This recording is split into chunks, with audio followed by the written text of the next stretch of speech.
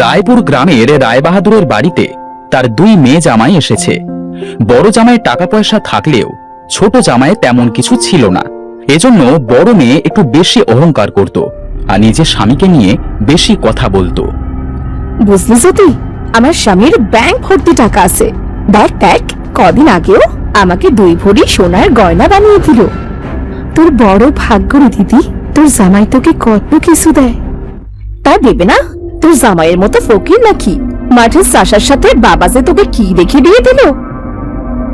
কি হচ্ছে এখানে? কে কার সাথে আবার বিয়ে হলো? ও কিছু না বাবা, ওই বড় দিদি বলছিল তোমার জামাই চাষা ফকির, এই আর কি।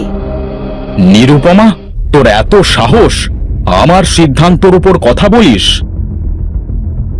কি এমন বলেছি বাবা? যা সত্যি তাই তো বলেছি। ওর কি আর এমন যোগ্যতা আছে যার জন্য তুমি ছোটকে এইভাবে একটা চাষার সাথে বিয়ে দিলে? যোগ্যতা দেখতে চাস? বেশ, ওর যোগ্যতা তোরা নিজের চোখে দেখতে পাবি। বাবা, আমাদের ডেকেছেন? হ্যাঁ বাবা, তোমরা সকলে বসো। তোমাদের সাথে আমার কিছু কথা আছে। এখন না বললে হতো না বাবা? কাল সকালেই তো বলতে পারতে। আমার যে খুব ঘুম পাচ্ছে। আহ নিরুপমা, বাবা যখন ডেকেছেন তখন নিশ্চয়ই কোনো না কোনো কারণ আছে। হ্যাঁ রে মা, তোর বাবা আজ একটা কথা বলার জন্য তোদের এখানে ডেকেছে। বস তোরা।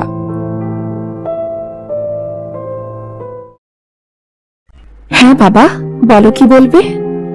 শোনো জামাইয়েরা, তোমাদের দুইজনকে আমি একটা পরীক্ষা নেব। পরীক্ষা? কিসের পরীক্ষা বাবা? কেন, জামাই বাবু কি ভয় পেয়ে গেলেন নাকি পরীক্ষার কথা শুনে? না না, আমি পড়াশোনা জানি না তো, তাই আর কি। পরীক্ষা শুনেছি যারা লেখাপড়া করে তারাই দেয়। না বাবা, এই পরীক্ষা সেই পরীক্ষা নয়। এটা হলো মাছ ধরবার পরীক্ষা। তোমরা দুইজনে কাল বড়শি নিয়ে নদীতে যাবে, আর সেখান থেকে যে বড় মাছটি নিয়ে আসবে তার নামে আমার এই বাড়িটা আমি লিখে দেব। এইসব তুমি কি বলছো গো? হ্যাঁ, আমি ঠিকই বলেছি।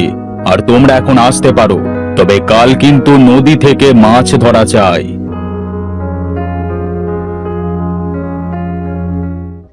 শোনো, তোমাকে কিন্তু কাল বড় মাছ ধরা চাই। তুমি কোনো চিন্তা করো না, আমাকে যে করেই হোক কাল ওই চাষার থেকে বড় মাছ ধরতেই হবে, না হলে যে এই বাড়িটা হাতছাড়া হয়ে যাবে। হ্যাঁ হ্যাঁ, তোমাকে পারতেই হবে। হে কেমন বিচার করলো বাবা? কাল যদি ও বড় মাছ ধরতে না পারে তাহলে তুই বাড়িটা হাতছাড়া হয়ে যাবে। শোনো বউ, এত লোভ করতে হয় না বুঝলে। উপরওয়ালা যা করবে ভালোর জন্যই করবে, আর এই বাড়ির উপর আমার কোনো লোভ নেই। তোমার লোভ না থাকতে পারে, কিন্তু আমার তো আছে। নিরুপমার বড় বাড়িতে বিয়ে হয়েছে বলে সে সব সময় অহংকার করে। শোনো, আমি কিছু জানি না, তুমি কাল বড় মাছটি ধরবে।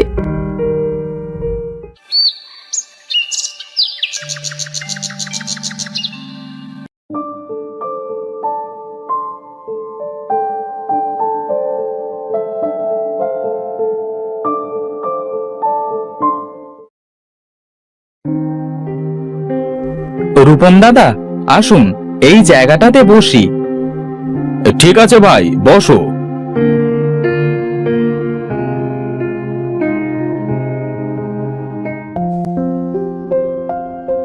হ্যাঁ দেখো ভাই, আমি কিন্তু বড় মাছটি পাবো।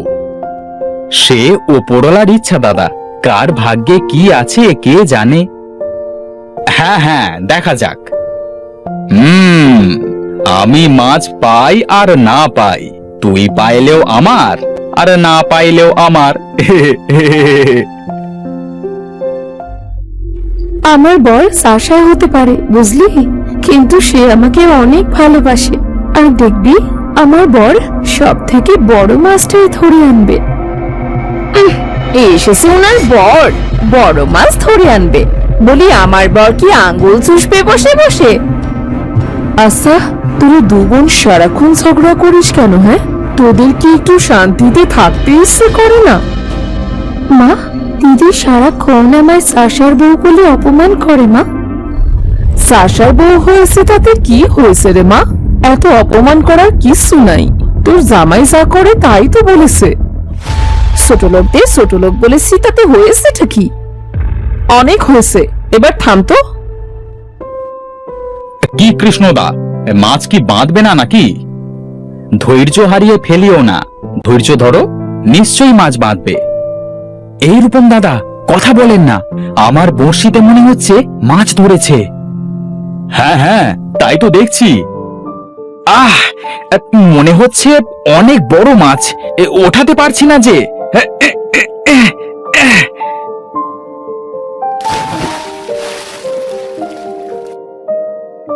যাক, শেষমেশ মাছটা তুলতে পারলাম। এই রে, সারা দিন বসে থেকে আমি একটাও মাছ পেলাম না, আর এদিকে কৃষ্ণ মাছ পেয়ে গেল। না না না না না, এই মাছ নিয়ে ওকে বাড়ি যেতে দেওয়া যাবে না। যেমন করি হোক, এই মাছ ওর থেকে নিয়ে নিতে হবে। কি রূপম দাদা, কি ভাবছেন? আমি মাছ পাইলাম আর আপনি পাইলেন না, এই তো? এই নিন, এই মাছটা আপনি নিয়ে যান। তুমি সত্যি বলছো? আমি নিয়ে যাব? চলেন তো দাদা, এটা আপনারই মাছ।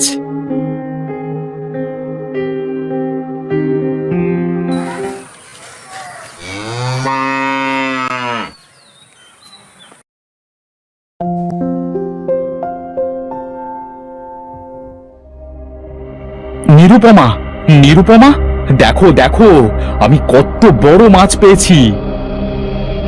কই দেখি দেখি। ওমা, কত বড় মাছ ধরে এনেছে, দেখে যাও। কি গো, তুমি মাছ পাওনি?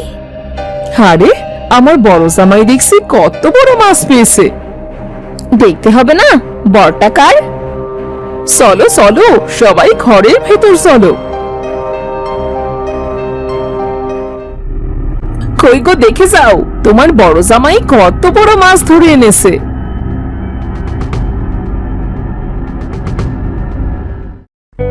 বাহ, কত সুন্দর মাছ, আর কত বড়। বাবা, তবে আজ থেকে এই বাড়িটা আমাদের তো? এই বিষয়ে পরে কথা বলছি। গিন্নি, এই মাছটা ভালো করে পাক করো তো, আজ রাতে জমিয়ে খাওয়া হবে।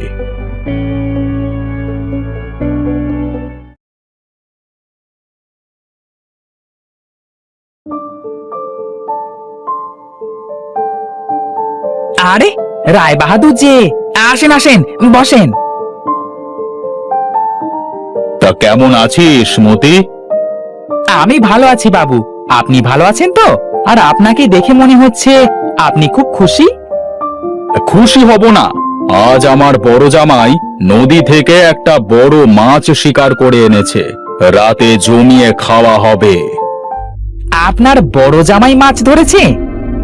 হ্যাঁ রে হ্যাঁ, তোরও আজ রাতে আমার বাড়িতে দাওয়াত থাকলো, যাস কিন্তু। কিন্তু আমি তো দেখলাম আপনার ছোট জামাইয়ের বড়শিতে মাছটা বেঁধেছে। কি বলিস কি? তবে শুনুন, চিন্তা করবেন না, ওই বাড়ির প্রতি আমার কোনো লোভ নেই। আমি যেমন আছি অনেক ভালো আছি, আমার বড়লোক হওয়ার কোনো আশা নেই।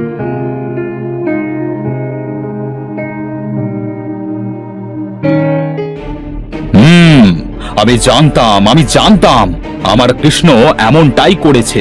তাছাড়া ওই রূপমের তো এত শক্তি নাই বড় মাছ ধরবার। আমি চলি রে মতি, চলি।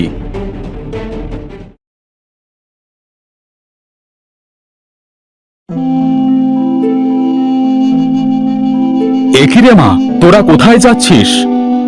এই বাড়ি তো এখন বড় দিদিদের হয়ে গেছে, আর সে আমাদের এই বাড়ি থেকে তাড়িয়ে দিয়েছে। নিরুপমা, তোর এত বড় সাহস, আমার বাড়ি থেকে আমার ছোট মেয়েকে বের করে দিস? বাবা, এ কি বলছো তুমি? তুমি তো বলেছিলে নদী থেকে যে বড় মাছ ধরে আনবে তাকে তুমি এই বাড়ি দিয়ে দেবে। আর আমার স্বামী তো তোমার পরীক্ষায় উত্তীর্ণ হয়েছে, তাই এই বাড়িটা তো আমাদেরই হলো, তাই না?